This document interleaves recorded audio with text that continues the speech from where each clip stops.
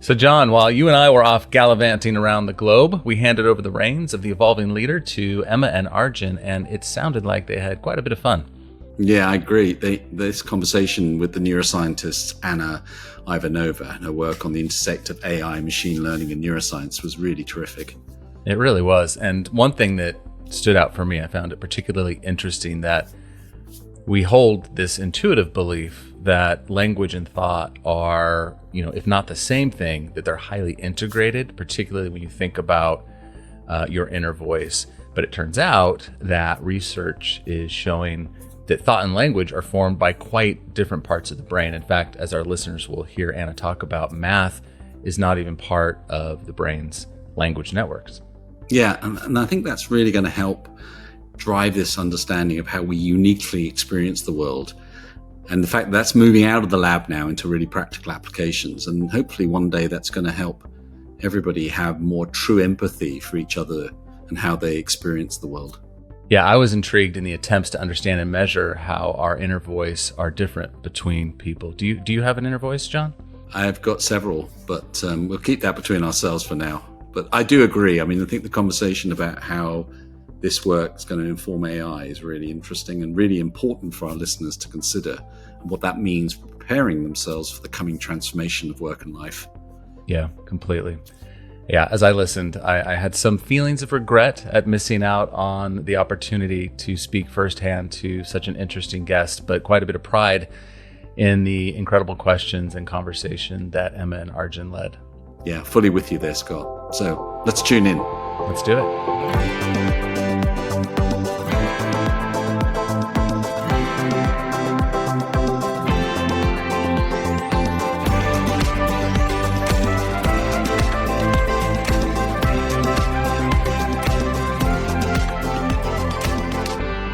Welcome to The Evolving Leader, the show born from the belief that we need deeper, more accountable and more human leadership to confront the world's biggest challenges. I'm Emma Sinclair, host of the show today, while John and Scott are off travelling in different directions for work and pleasure. And joining me for the day, I am delighted to share the company of guest co-host, friend of mine and friend of The Evolving Leader, Arjun Sahdev. And we always begin this show with an important question, so I'm going to ask it now. Arjun, how are you feeling today? Thank you, Emma. I am delighted to be here. This is such a treat. My first time on the show, so very excited as well, and also feeling very cozy as I sit here observing the rain hit my window, because it's a very, very rainy day today. So I'm feeling cozy as I'm indoors. And got a nice hot mug of tea next to me as well, ready for this conversation. How are you feeling, Emma? I'm feeling similar. I'm feeling calm. I use that word a lot, but I'm feeling calm this afternoon. Cozy too. The weather has completely changed here in the UK. We've gone from heat to rain, and that means kind of feeling like I'm not trapped, but kind of cozy in my home today. But also very intrigued, open and delighted to be sharing the space with our guests today. And I'm looking forward to this conversation. I'm looking forward to do this conversation with you, Arjun, as well. Because today I'm absolutely delighted to introduce our guest, Anna Ivanova.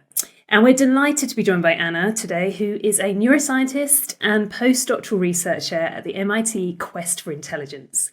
This is a community of scientists, engineers, and researchers that are seeking to uncover the foundations of human and machine intelligence and deliver transformative new tech for humankind. Anna is deeply interested in studying the relationship between language and other aspects of human cognition.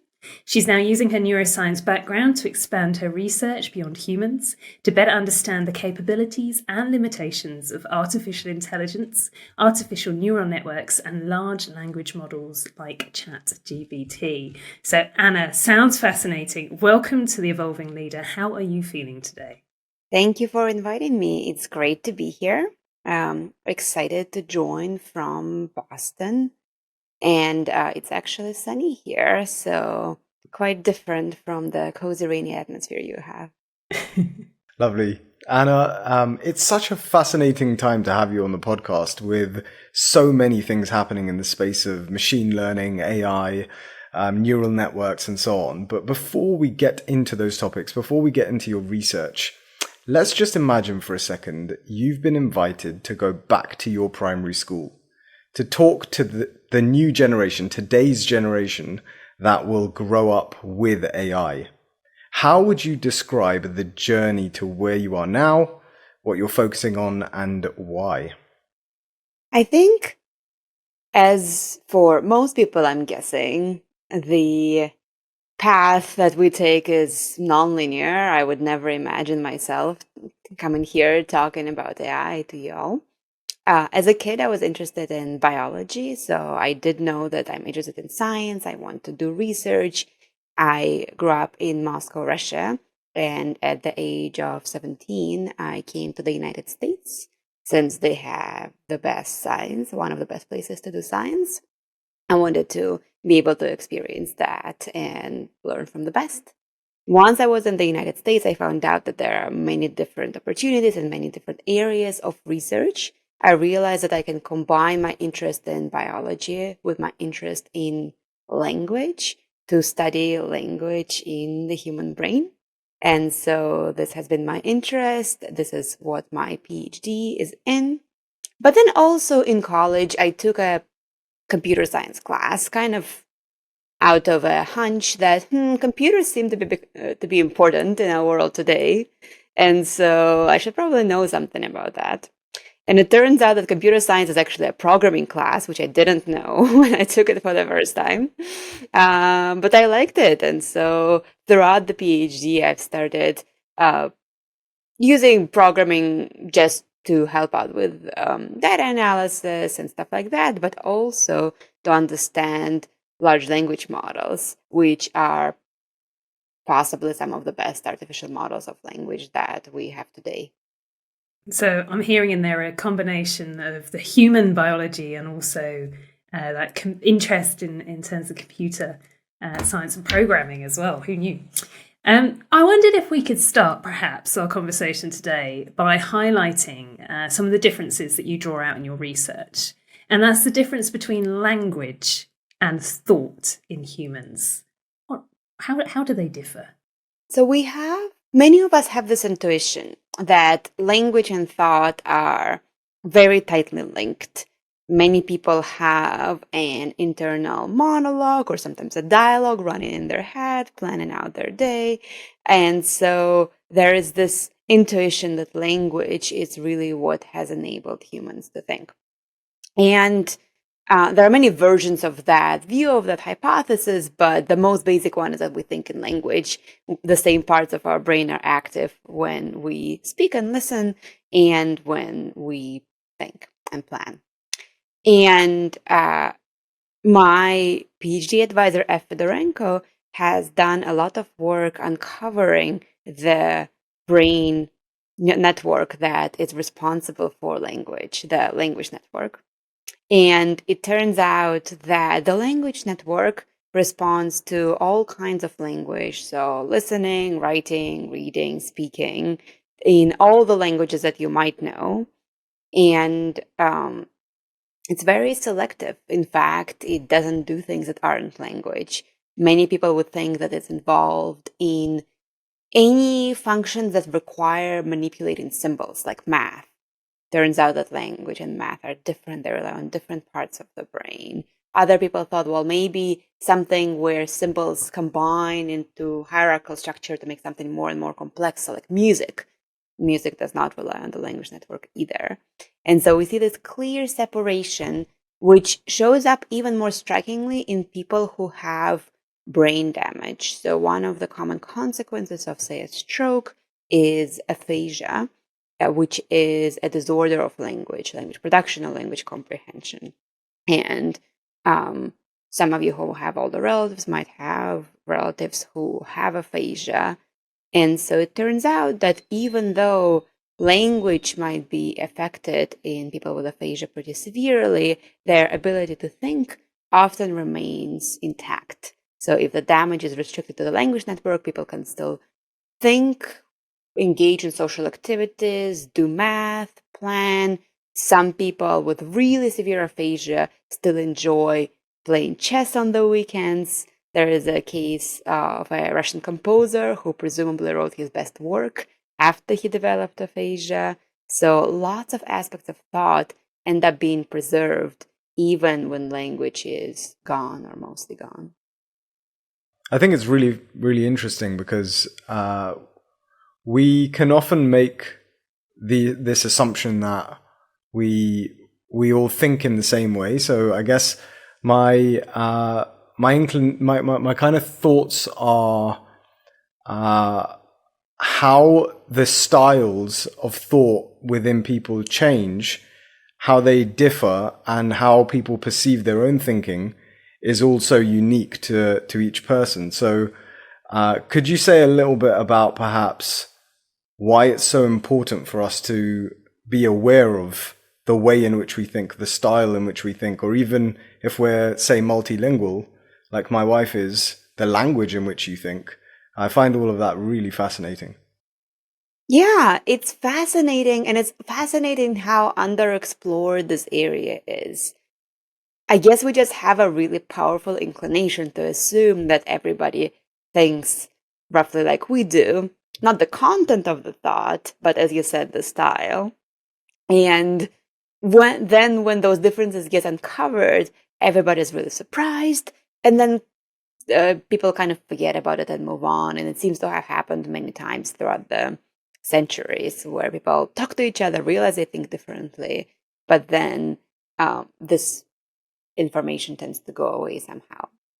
So a few years ago, a lot of work has emerged on the concept of aphantasia.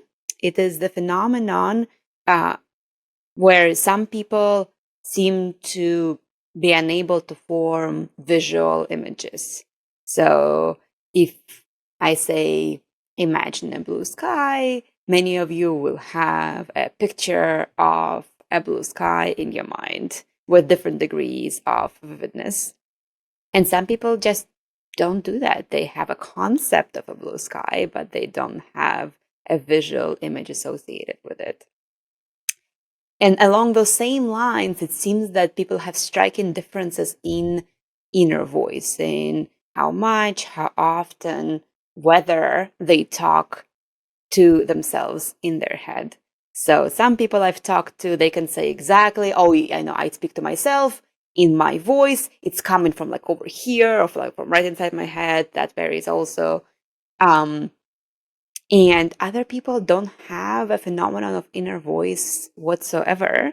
So I have a friend who is an English-Polish bilingual, and I asked her back in the day what language she thinks in, and she was just puzzled. She's like, what do you mean think in a language? So to her, it's a completely foreign phenomenon of thinking in words at all.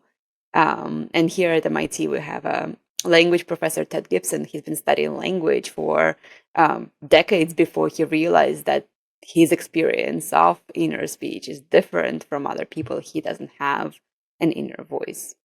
And so those kinds of differences, they often go unacknowledged and underappreciated. And for somebody who thinks in words all the time, they might imagine that, well, of course, language is essential for thought. I think in words all the time. How can it be otherwise?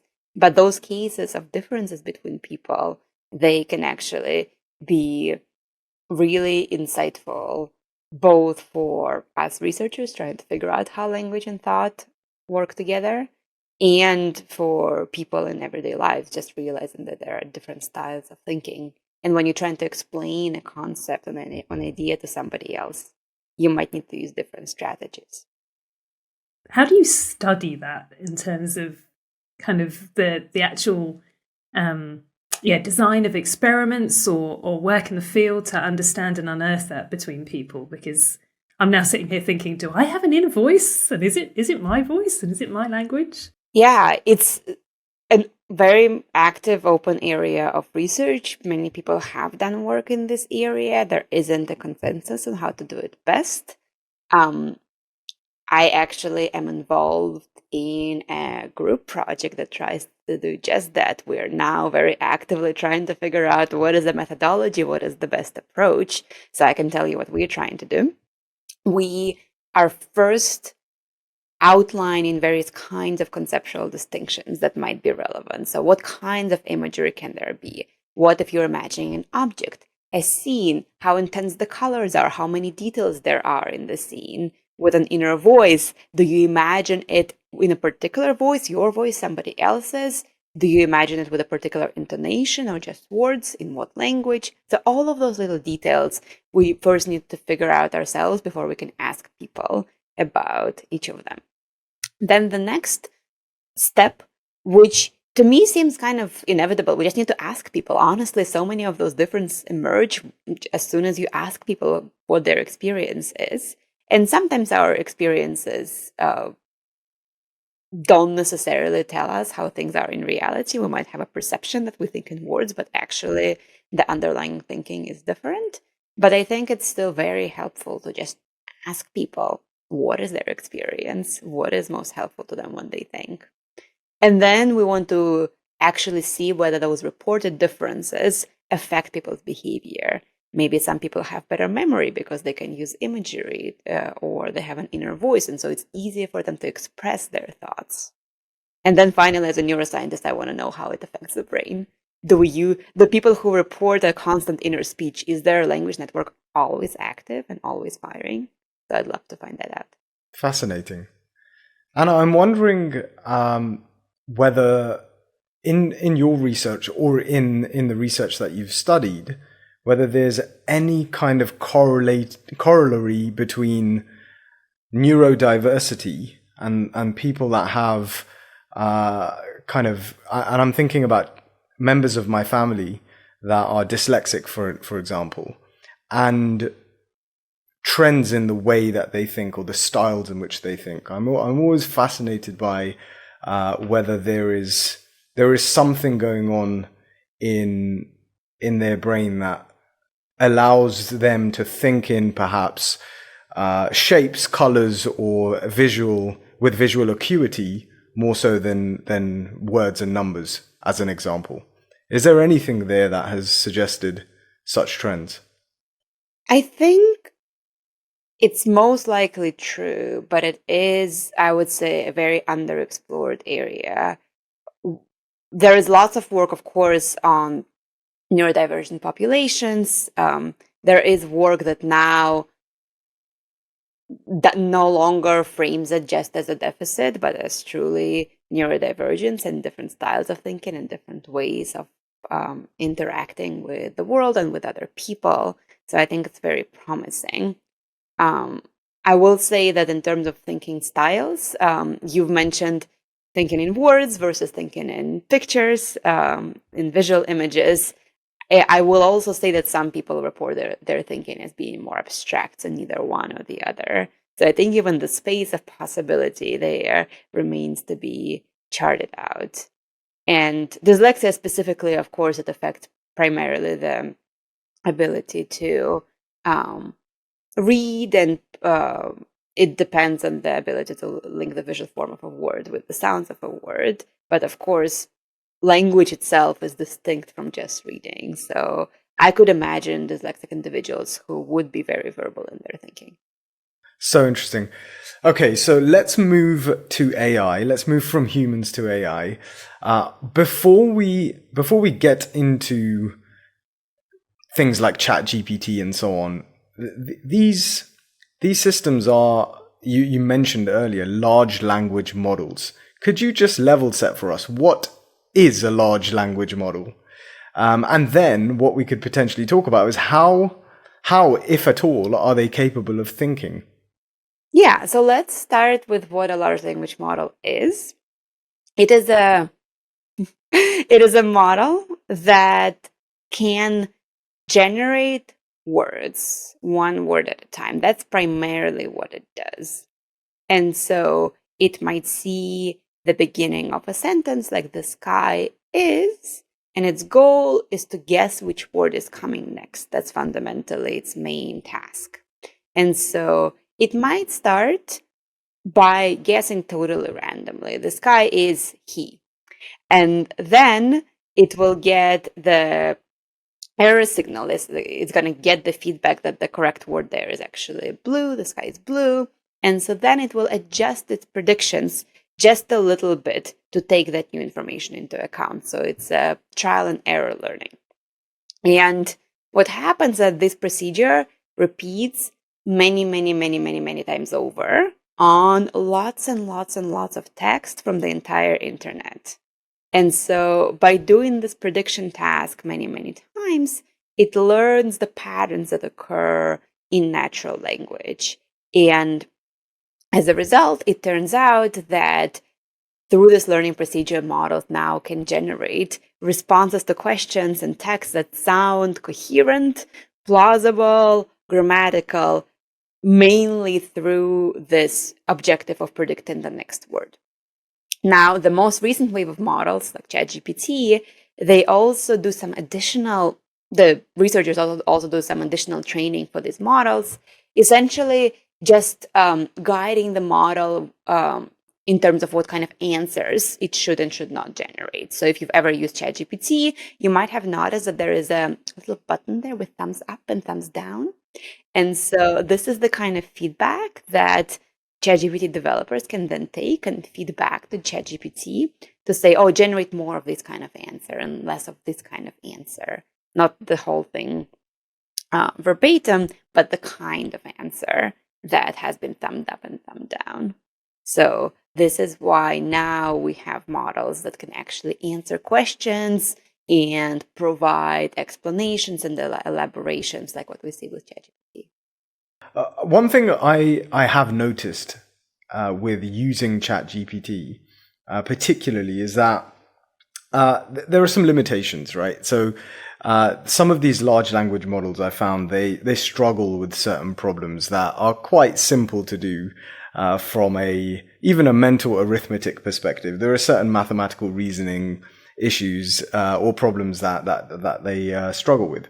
How can we use what we know about the different networks in the brain and how they are interacting with each other, communicating with each other, and actually using one another to solve multivariate problems, and then apply that to developing this next wave of AI, this next wave of whatever ChatGPT and the like are going to become?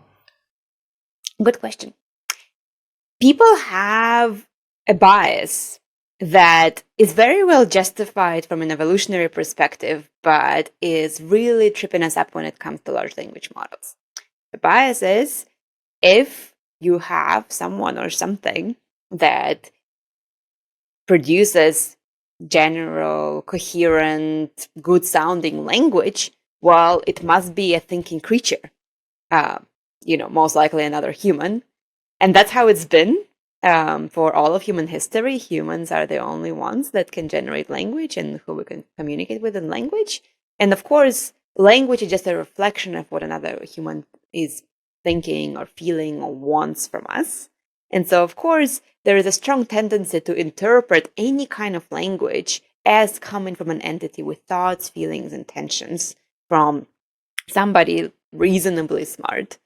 And now, when we have large language models that generate good, coherent, good sounding language, people assume that they're just going to think and know what we want and be able to do all the kinds of thinking things that humans do. But it turns out that, in fact, when you look inside the human brain, you do see that dissociation between language and thought, which I alluded to earlier, where we have the language network that is responsible for processing language, all kinds of language. But then we also have other parts of the brain that do other things. There is a network that's responsible for solving problems. So anything that makes us think hard, including logical puzzles, IQ problems, and math, that relies on a network that's completely separate from the language network. Another network is responsible for our social reasoning. So thinking about other humans, what they want, why they maybe said what they said, why they didn't say something, right? So we use this very complicated social understanding machinery every day in our interactions, but it's actually separate from language. We can use language as a tool to get something from somebody, but our social understanding is different. And when we interact with large language models, we kind of want everything from them. We're like, oh, well, you're good at language. Now you must be good at math, and you must be good at logical reasoning, and you must be good at understanding exactly what I want and kind of guessing my intentions and what I know and what I don't know. And it just doesn't work like that. Just because a model has acquired one ability, it doesn't mean that everything else is going to catch up right away. And so me and my colleagues have just been trying to caution users of these large language models to not assume that these models are going to be smart and human-like in their thinking. They might become smarter, but it's not going to come for free just because these models now sound coherent. That's a good call out, because my next exploration of this is just what you said there, whether this can actually happen. So many people are talking now about this kind of idea of AGI, right? Or a super intelligence, that if anyone's seen Marvel movies, you've got Jarvis, that's this kind of like, this genius that, just floats in the ether. If experts can get closer to engineering or understanding the relationship between the brain networks that you've just spoken about, do you think that AI models could actually develop super intelligence? Could they replicate a human brain? Is that just bizarre at this stage, or do you think that the work behind the scenes is getting us closer there? I think, to me, the question of artificial general intelligence, AGI, breaks down into, okay, what do we define by intelligence? What would an AGI agent look like?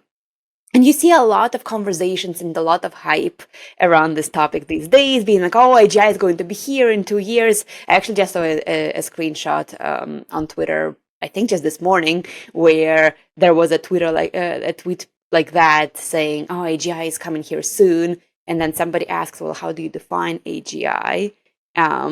And the initial author says, well, actually, it's a very hard question and different people have different opinions.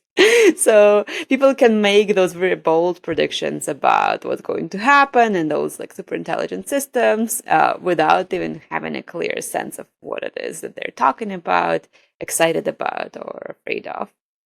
And for me, I think we can just use the human mind to see what kinds of abilities are there that make humans intelligent. Language is certainly very helpful. So we now have systems that have learned the rules and patterns of language. That's a big, big step and very, very impressive.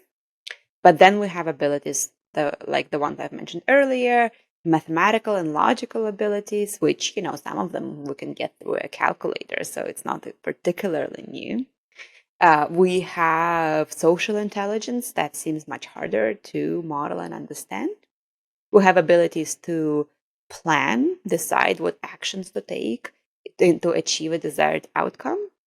And then, of course, when we think about robots, it's also the question of, well, can we actually interact with the physical world? Can we have models, robots that move in the world? And it turns out that a lot of these things that are very simple for humans, picking up a cup, are very, very challenging for machines, even though adding, multiplying long numbers together is trivial.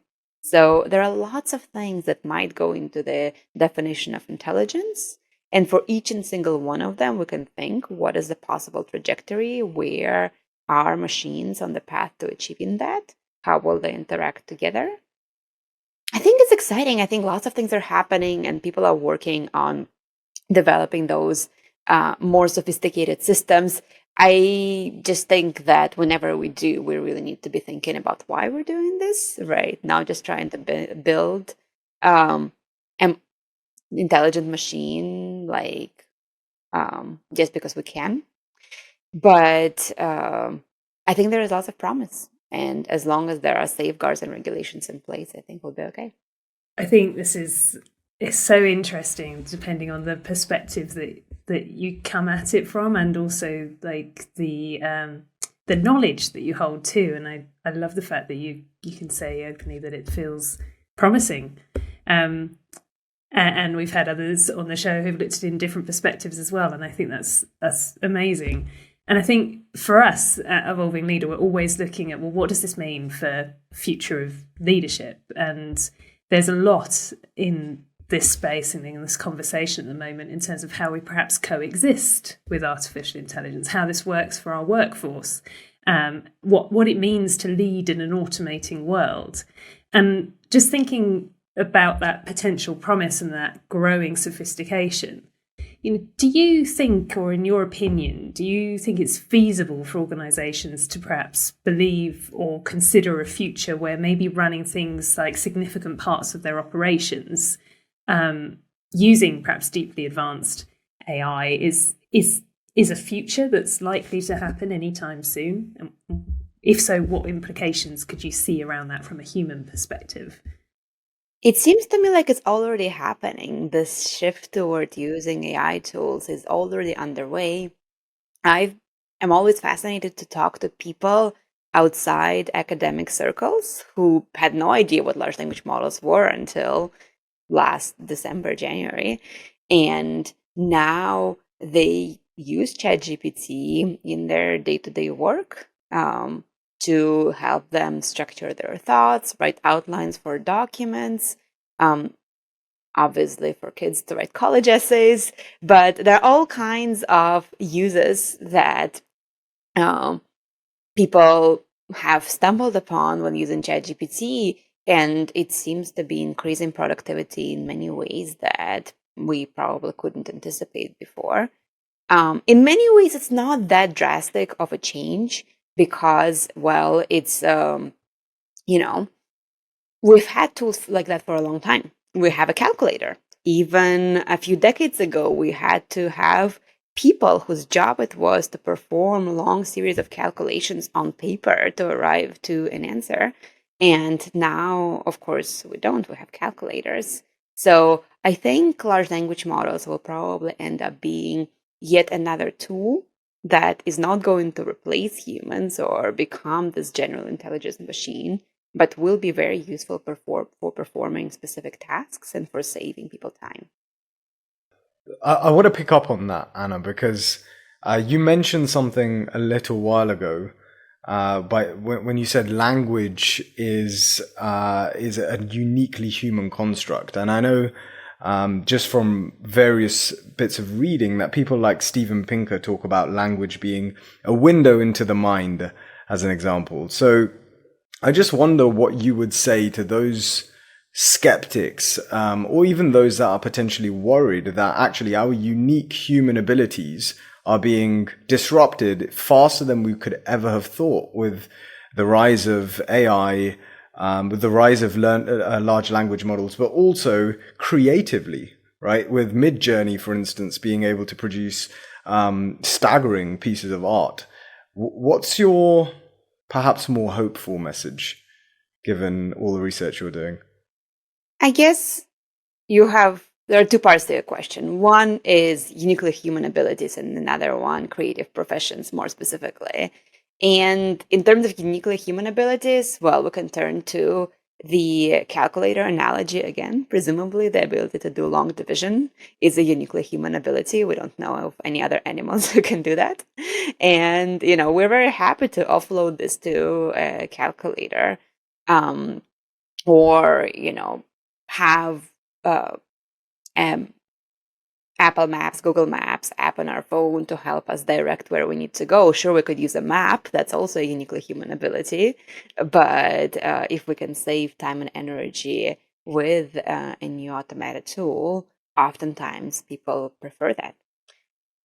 When it comes to creative professions, that's an interesting new challenge indeed. My guess is that it's also not new. Of course, the role that visual artists, painters play in society has changed with, say, the rise of photography. Right now that we didn't need humans to make exact visual depictions of the world, we have had to rethink about what art is for. My guess is similar things are going to happen now with ChatGPT being able to generate texts or Midjourney being able to generate images. I've had to generate some images for illustrations for a talk using DALL-E.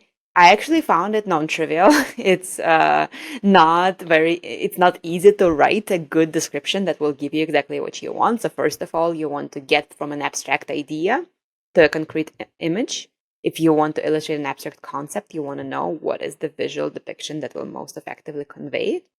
And then, of course, you need to know in which style and how exactly to phrase the prompt to get the output you want. So to me, that also felt like an example where you have to have a human in the loop still.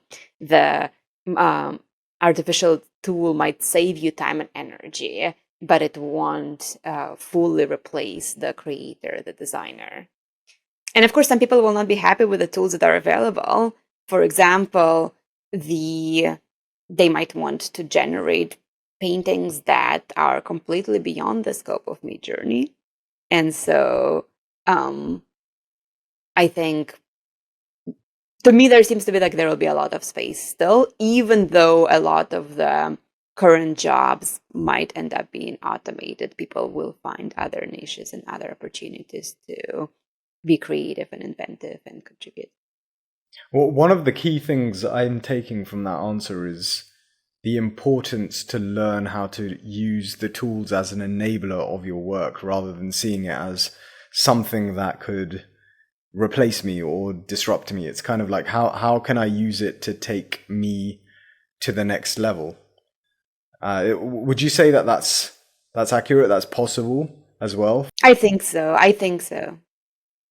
Yeah, and as much as I caution people to watch out when using ChatGPT, it can generate false statements, inaccurate statements. It doesn't do math very well. It has all kinds of limitations. It will be very confident when it's wrong. You will not be able to tell the truth from the lies just based on the outputs, unless you already know what the answer should look like.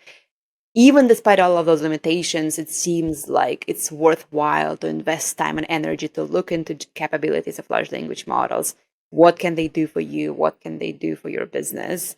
What are the potential uses, even given the limitations? Despite my initial skepticism, I have been struck by how pervasive it is today. And it really seems like that is the future. So you just mentioned there how, and we were just talking about how it can be used in business, and going back to this idea of language being a uniquely human construct. One thing we know about language is there are so many of them, and they're all kind of a lot of the languages in the world are dependent on where you are as well geographically. So when we apply the lens of growth and innovation, do you think replicating a language network in an AI, having a sophisticated large language model, could speed an organization's ability to understand a new market in a foreign territory, for instance? Could a uniquely British homegrown business use an LLM to enter Taiwan? I think it might be challenging in some ways. One way is that a large language model is trained on massive amounts of text from all over the internet. The vast majority of that text is in English, so the model is best when it performs in English. It can do very well in other languages like Mandarin Chinese, because it's also very common. But if you're talking about interacting with users of a language that is less common, that's only used by a small group of people, relatively speaking, that's where you might start seeing more limitations and models not performing as well. And there is honestly a lack of research on this issue, on what exactly are the advantages and limitations of large language models when it comes to under-resourced languages. And another issue is the issue I've alluded to before, where these models can be very useful, but they can also make lots of mistakes and lots of silly mistakes. And so the use case in which these models work best is where you yourself know what the correct answer should look like. So let's say you need to write an ad for a product. You can give ChatGPT specifications and it will write a nice Instagram post for you. That's a great use case because then you can read over that post, spot out any inconsistencies or any facts that it got wrong, correct them, but it still is a much faster process than you writing it from scratch yourself. But if, say, you want to translate your ad into a language that you don't know, if you don't know the language, you can't fact check the output of the model. And so then there might be issues and problems that you just won't be able to spot. And so if you have an employee that speaks the language, if you want to increase their productivity, maybe an LLM can help. But you always want to have a human control at the end before the final product is released. Can we just spend a little minute thinking about emotions and emotional awareness, maybe empathy? Now, you mentioned social judgment, and that social element of language is something that still seems to me still quite uniquely human. Now, you can tell me I'm wrong in that as well, because my question really is there ever going to be a point where we could train an AI model to have empathy or to demonstrate those very essential leadership qualities that we're holding on to as uniquely human at the moment? I think when we talk about empathy and chatbots and AI systems that demonstrate empathy, we need to think about why we would want them, or would we want them at all. For example, there are companies that provide hotline services for various kinds of mental health conditions. And one of them actually ran an experiment where instead of human volunteers, it used chatbots for certain portions of the users who would contact the hotline. And so what happened is that the users initially were very happy with the responses they were getting. You can easily train a large language model to sound more caring and empathetic and give it templates for what a good empathetic response would sound like. So that worked really well. But then as soon as humans found out that they were talking to an AI, their level of satisfaction and trust dropped. So when it's just words, when it's vacuous, people don't find it useful anymore. And so when it comes to empathy, it really seems that the human component there is essential. Empathy requires some kind of understanding of emotions and what another human is going through. And so in order to do that, people are looking for some kind of demonstration of humanity in the responder. And so it's fairly easy to train a system to sound caring and genuine and empathetic. It's not easy to train a system to exhibit actual empathy that people would recognize as empathy, even when they know they're talking to a robot. Fascinating. I find that interesting that they didn't know until the moment they were told it wasn't a human, and then suddenly the feeling is slightly different to what they've been interacting with. Yeah, and maybe at some point they can figure it out. You know, if you get in the same response over and over again, it's at some point you might guess, and then you might feel deceived. Of course, yes. I think just going back to my original premise, you really want to think deeply why you would want to train a system like that. Would it actually be helpful, or would it just seem helpful but not be? Yeah, not actually serving the purpose of what it was intended for in the first place. Interesting. This is a really interesting part of the conversation because it's allowing us to try to think about how we can elevate what is uniquely human for the future. So it feels like there is a space for us to lean into the fact that people are not going to be, based on this example, satisfied with a robot or a chatbot trying to comfort them when, I don't know, their cat has died or something like that, or even something more serious. So there is definitely a space where I think we can think about, there are jobs that the chatbots, the robots, the AIs will be able to do way better, but there's spaces that they can't compete with humans on. And I find that quite interesting. They said, I know people have said that about the creative arts as well. And there's a kind of gray area and a really interesting conversation that's happening around that. But, what I'm getting from this conversation is, there are going to be uniquely human things that we should lean into and try to seek power from. Have you found anything in the research that or even in your own observations that might refute that might say, actually, these things can be scarily human, in a sense? I just think about some of the things that Elon is doing with his Tesla robot and things like that. Is there anything that you're seeing that might say we should be worried?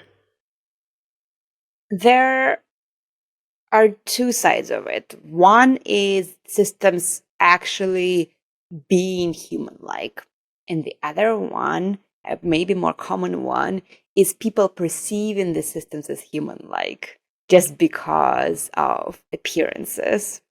So I've mentioned one fallacy of mistaking systems that use language for systems that think. It's very common. Similarly, you can have a system that will tell you, I am so sorry going through this. I feel really bad for you. I care deeply about you.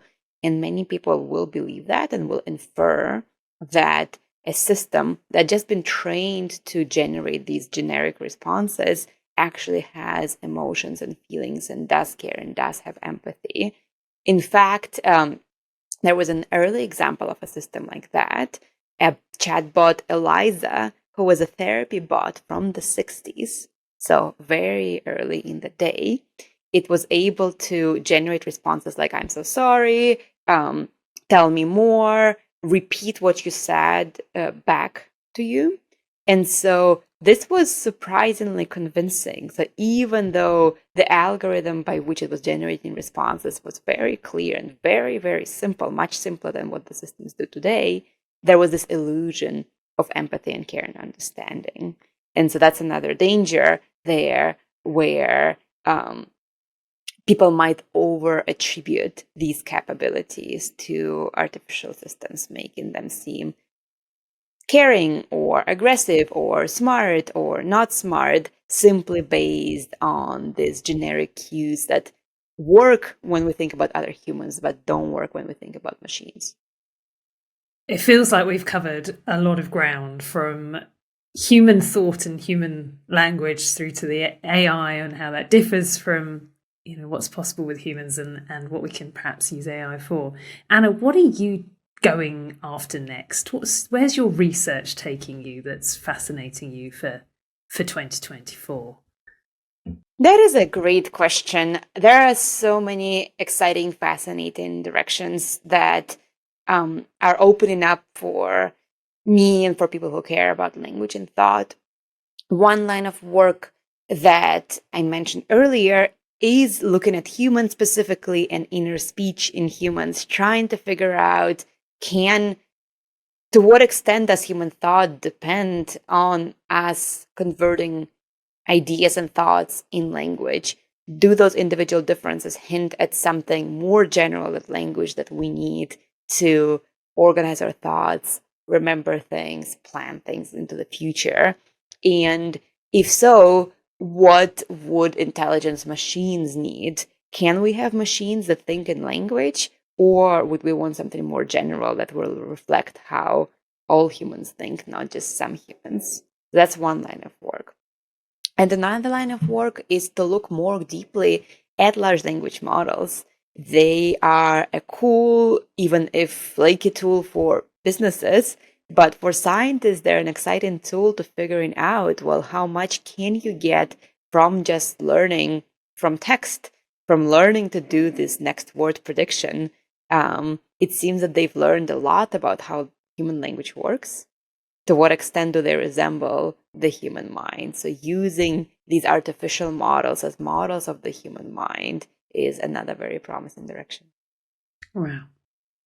But if there's people listening now and thinking, I don't even know what my thinking style is, how could you help someone to just consider how they think? It might not be a possible answer, but I thought I'd ask it. There are a few questionnaires. There is a one that's used very commonly to help people figure out whether they have aphantasia. So if they cannot form visual images, there are a series of questions you can go through to find out. There are certain questionnaires that can help diagnose how much you use an inner voice. My research team working on this question thinks that none of them is quite perfect enough, so we're in the process of developing our own. So stay tuned. Maybe in a few months we'll have something that you could do, and maybe go online, play some games, figure out how you think. Thank you ever so much, Anna, for a fascinating tour of your research and opening our eyes to some of those bigger questions around how we coexist, if nothing else, alongside some of those growing large language models and what they can do for us, especially in leadership as well. So thank you very much for joining us on The Evolving Lead, and we hope to follow your work some more as it goes. Thank you. It's been a real pleasure. Thank you so much, Anna.